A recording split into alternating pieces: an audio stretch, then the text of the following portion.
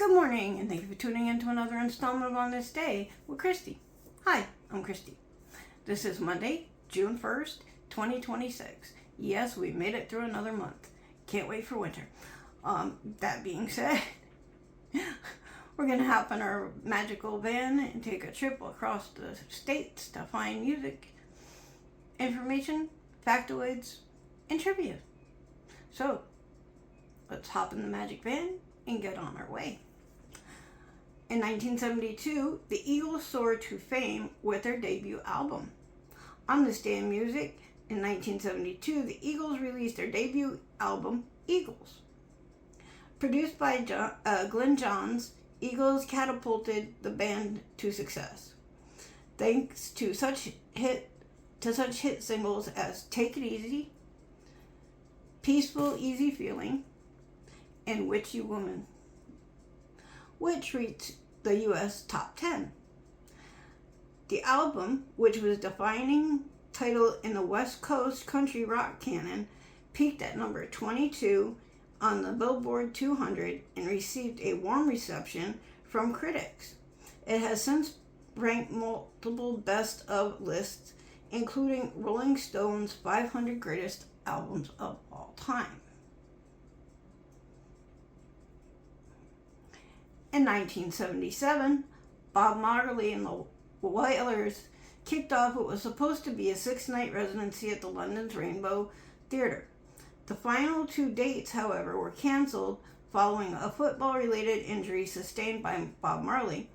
The legendary run of shows, which found the reggae group at their prime, concluded the band's Exodus tour.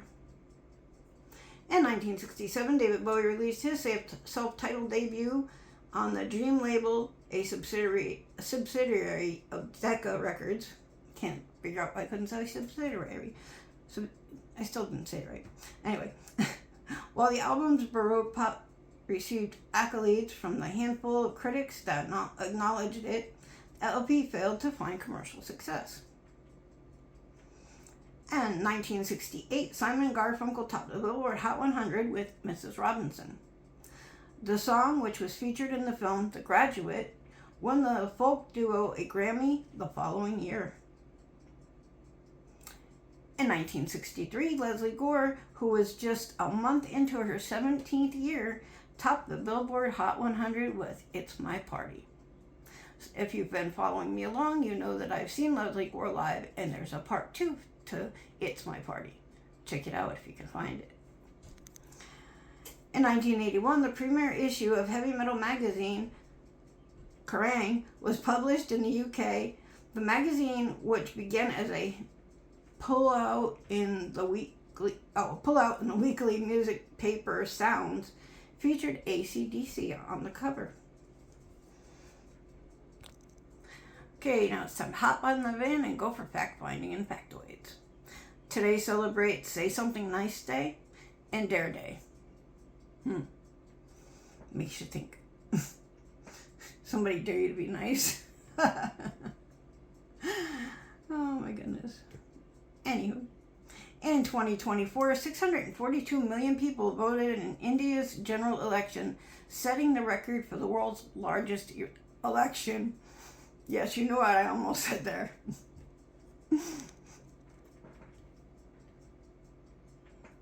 In 2009, General Motors filed Chapter 11.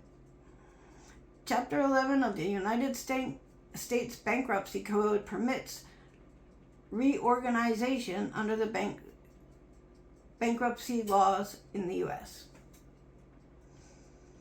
In 1994, South Africa rejoined the Commonwealth of Nations after ending apartheid.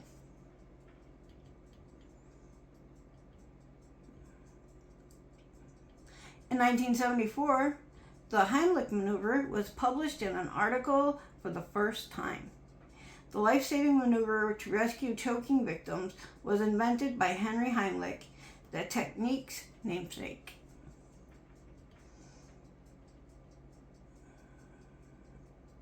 In 1946, Ion Ionescu, Romania's dictatorial World War II leader, was executed by firing squad. Karma? Ironically, either way. In 1917, baseball and war hero Hank Gowdy became the first player to enlist in the U.S. Army during World War II. And lastly, 1880, the first payphone went into service in the United States. Phone calls were paid for by handing over cash to an attendant. The first coin-operated payphone wouldn't come into existence for another 9 years. That's pretty wild. Okay, it's time to take off our regular crazy hats, hop in our van, and put on our thinking caps, because it's time for trivia. Question: what is the only known animal species, other than humans, that engages in face-to-face sexual intercourse? Answer: bonobos. Question: if you're affected with somnambulism, what exactly are you suffering from? Answer: sleepwalking. I actually do have that, by the way. Question: what does the acronym BDSM stand for in the context to alternative lifestyle relationships? Answer: bondage and discipline, dominance and submission, and sadism and masochism. Let's see.